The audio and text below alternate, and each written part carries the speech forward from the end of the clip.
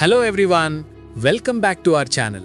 చిన్నప్పటి నుంచి మనం వింటూనే ఉన్నాం కదా, వసంత పంచమి వచ్చింది, ఈరోజు సరస్వతీ పూజ చెయ్యాలి, పసుపు బట్టలు వేసుకోవాలి, పుస్తకాలకు నమస్కారం పెట్టాలి.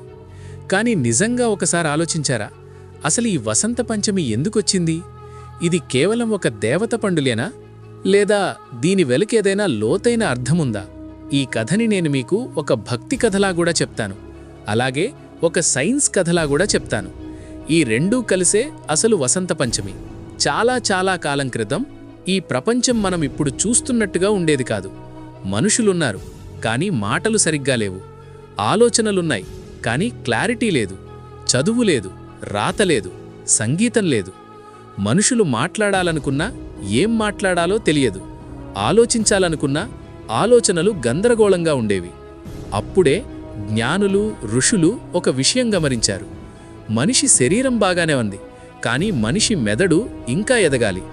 మెదడు ఎదగకపోతే సృష్టి ముందుకు వెళ్ళదు. అప్పుడే ఈ కథలో బ్రహ్మ అనే భావన వస్తుంది. బ్రహ్మ అంటే ఒక వ్యక్తి కాదు, సృష్టిశక్తి. ఆ సృష్టిశక్తి ఒక ప్రశ్న వేసుకుంది. మనుషులకు నిజంగా కావాల్సిందేంటి? ఆహారమా? కాదు. ఆలోచన? కాదు. బలం కావాలా? కాదు. బుద్ధి. అప్పుడే ఆ సృష్టిశక్తి ఒక అద్భుతమైన రూపాన్ని ఊహించింది. అదే సరస్వతి. సరస్వతీదేవి అంటే కేవలం ఒక దేవత కాదు, ఆమె ఒక ఐడియా, ఆమె ఒక లెర్నింగ్ సిస్టమ్. ఆమె చేతిలో పుస్తకముంది, అంటే నాలెడ్జ్ని నిల్వ చేసుకోవడం.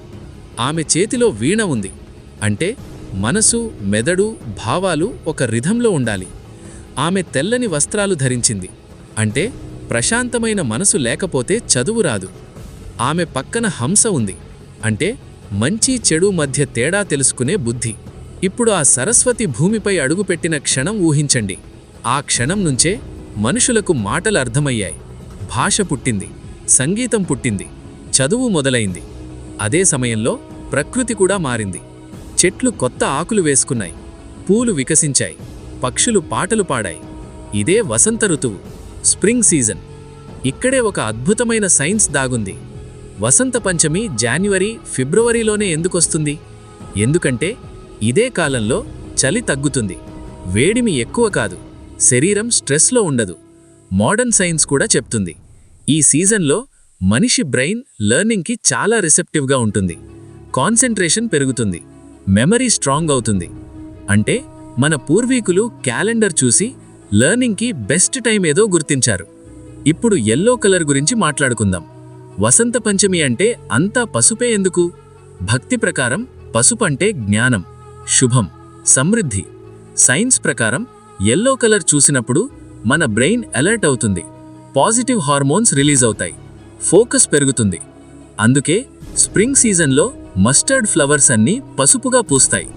నేచర్ ఇట్సెల్ఫ్ మనకి చెప్తోంది, ఇప్పుడే నేర్చుకో అని. అందుకే ఈ రోజున పిల్లలకు ఫస్ట్ టైం రాయిస్తారు.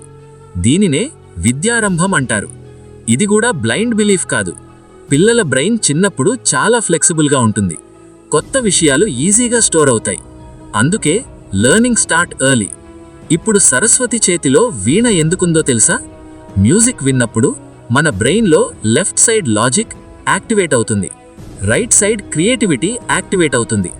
రెండూ కలిసినప్పుడు మనిషి నిజంగా ఇంటెలిజెంట్ అవుతాడు.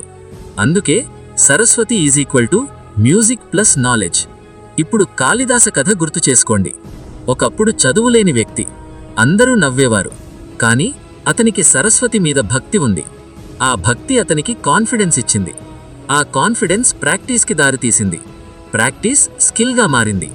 ఇదే మోడర్న్ సైకాలజీ చెప్పే గ్రోత్ మైండ్ సెట్. మన పూర్వీకులు ఇది కథల రూపంలో నేర్పించారు. ఇప్పుడొక చిన్న విషయం, పంచమి అంటే 5వ రోజు. మనకి 5 ఇంద్రియాలున్నాయి, చూడడం, వినడం, వాసన, రుచి, స్పర్శ. చదువు ఈ 5 ద్వారాల ద్వారానే మనలోకి వస్తుంది, అందుకే పంచమి. ఇప్పుడు చివరిగా ఒక ప్రశ్న, వసంత పంచమి అంటే ఏమిటి? ఒక పూజ లేదా ఒక పండుగనా?